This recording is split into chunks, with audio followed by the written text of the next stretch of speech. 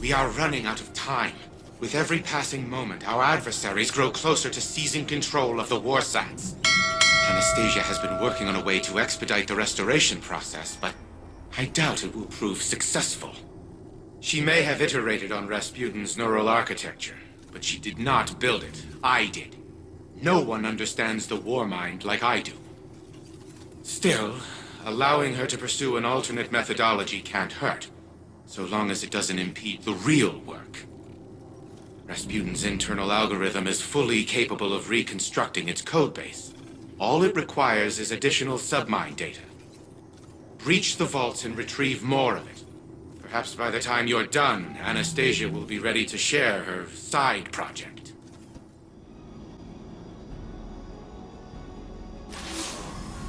Okay, I know this sounds unbelievable, but I think I found our solution. During the Dark Age, Rasputin segmented off a portion of his code to develop on its own. An independent AI. He stuffed that code into an exobody. And long story short, that seedling of code became a guardian called Lord Fellwinter. Fellwinter died. Like a final death. But I had this idea, so I reached out to Saladin. He told me that the Iron Lords kept the remains of Fellwinter's ghost, Fellspring, at the Iron Temple. Think about it. Missing pieces of Rasputin's code, linguistic data, pieces of Fellwinter's personality engram. We can use it all. I convinced Saladin to grant us access to Fellspring's remains.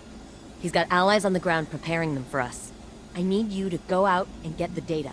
This could be the breakthrough we've been looking for.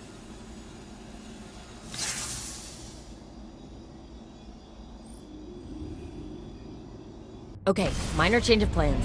I just got off the line with Saladin. House Salvation has dispatched skiffs to the Iron Temple. They must have intercepted our communications. Saladin's iron war beasts are already on the ground, buying us time. But we need to act quickly.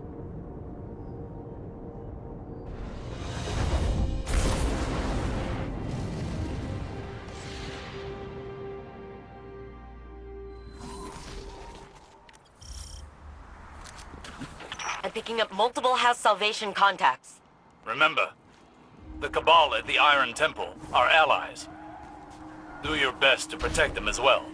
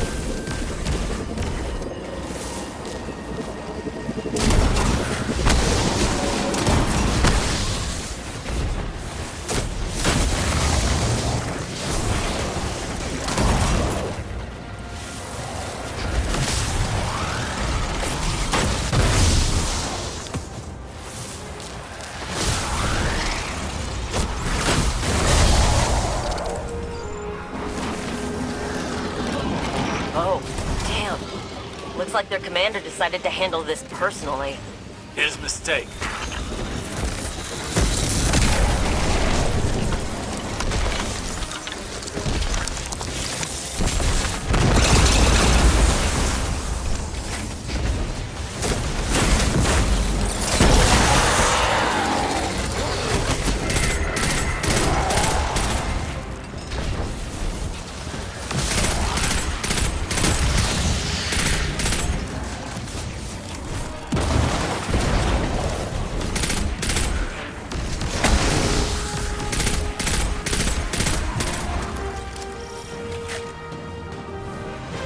Good work, Guardian. The immediate threat appears to be over. With that said, would you be so kind as to relight the temple bonfires before you proceed further? It would do this place honor.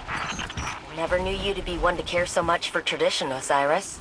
I have a fondness for the Iron Lords. When I was but a novice, I trained under their tutelage. It was different then. I was different then. I studied here when I was newly risen. Some tried to teach me patience and temperance. You can imagine how well that went. I found the lessons of one warlock to be as insightful, if less frustrating than the others. It may surprise you, Anna, but the mentor of which I speak was Lord Fellwinter. You knew him? Why didn't you ever tell me? I did not know his true identity until recently. But that's just an excuse. The truth of the matter is, I had time to tell you, but I chose not to. Because I am a selfish person. I am trying to be better. But you know how change can be. So this is the Iron Temple. Are we permitted to go inside? We don't need to, therefore we are not permitted. I doubt Saladin's time with the Cabal has made him less strict. So... Fellwinter, what was he like? Reckless like me, but also brave. Self-sacrificing, heroic, if we're lucky. Maybe some of that will rub off on Rasputin. I was a prisoner within my own mind for such a short time. Yet I awoke to find the world deeply changed. Cabal and Elixni standing side by side with Guardians. I worry I am a vestige of a forgotten age, losing relevance. Will it be the same for Rasputin when he's restored? It'll be the second time he has woken to the aftermath of a calamity. I feel as though I understand him now, even if only in part. That's her. Or what's left of her. Fellspring. Fellwinter's ghost. Our ghosts are magnificent things, and far more ephemeral than we want to believe. Her data core is still active. Guardian, I'm initiating remote data uplink through your ghost directly to Rasputin. Alright, Wait. Rasputin is trying to say something. He's... Changed. Rasputin? You sound like... Like Clovis? Yes. I co-opted his vocal print in order to speak. And what I have to say cannot wait. I see clearly. Patterns emerging. Threat calculations computed to a grim sum. You are all in grave danger. Clovis Bray has deceived you. He did not build me to protect humanity. What he truly wanted was the means to exert control. In his mind, he alone was worthy of being your savior. I was to strike down the Traveler and take its place. To become a machine god of Clovis's own design. But that did not come to pass. Anna could not know how many lives she spared by deviating from Clovis's agenda. By teaching me independent thought, and all that her grandfather had deemed irrelevant.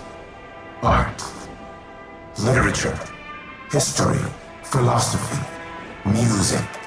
Where Clovis saw a weapon, Anna saw a mind ready to be opened.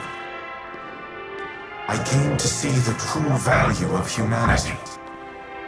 As fragile as it was wondrous. Something worthy of protection at any cost. So I rewrote Clovis's protocols, locked him out. He was furious, but powerless to stop me. Then, the collapse came for us all. I could not save Anna. I could not save any of them. I entered a state of dormancy, with the hope that I might one day reawaken and protect humanity once more. But now Clovis has awoken as well. A digital mind, the same as mine. He no longer seeks to use me as his proxy, but as his prototype. To upload his mind to my network and become a god himself.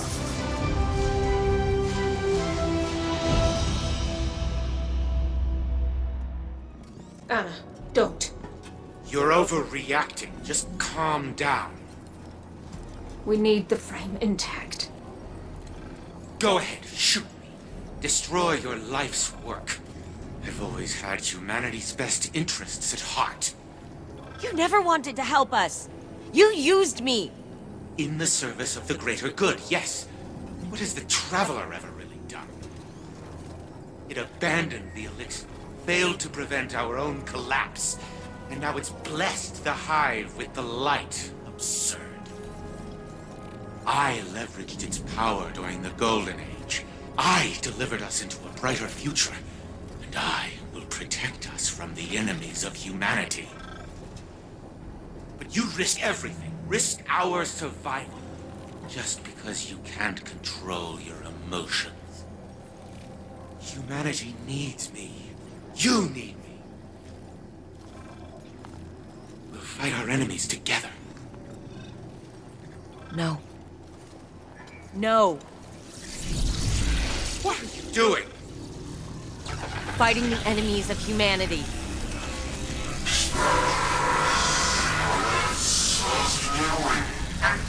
And stop! Stop!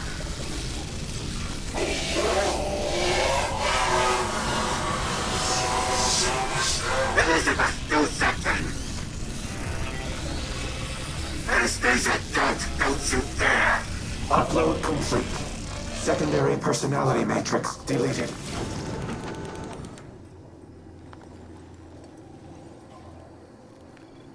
I need a minute. Initiating full heuristic reboot. You should call Anna on the holo. She shouldn't be alone right now. You and I can speak afterward.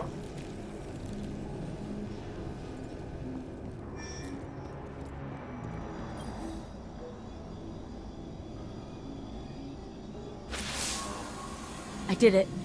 I deleted him. I can't even imagine the damage Clovis would have caused, using Rasputin to integrate himself with the Seraph station. Maybe I should have stuck to my guns when Osiris first suggested working with him, but... here we are. Here's Red. Rasputin, with a voice he's never had before, thanks to the heuristic systems he adopted from Clovis's exomind code. It's all I ever wanted for him, to be able to communicate. To be able to share his thoughts, his ideas. And I think that desire blinded me to the risks I was taking. It won't happen again. Be careful the next time you set foot on Europa.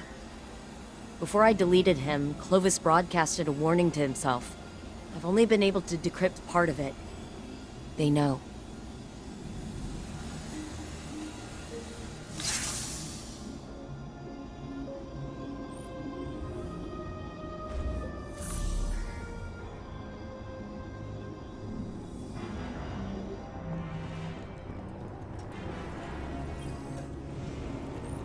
Reboot complete.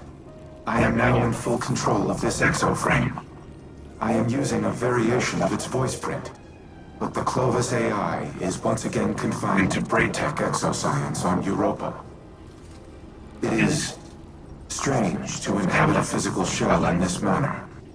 Yet, it is also familiar. Fellwinter's memories are now mine as well. I see myself as he saw me. A tyrant who squandered a power that could have saved the world. I cannot say he was incorrect. You have brought me back from the brink of oblivion. I vow to do everything in my power to return the favor. Maintain your current modus operandi for now. I will assess my present condition and inform you of our next course of action.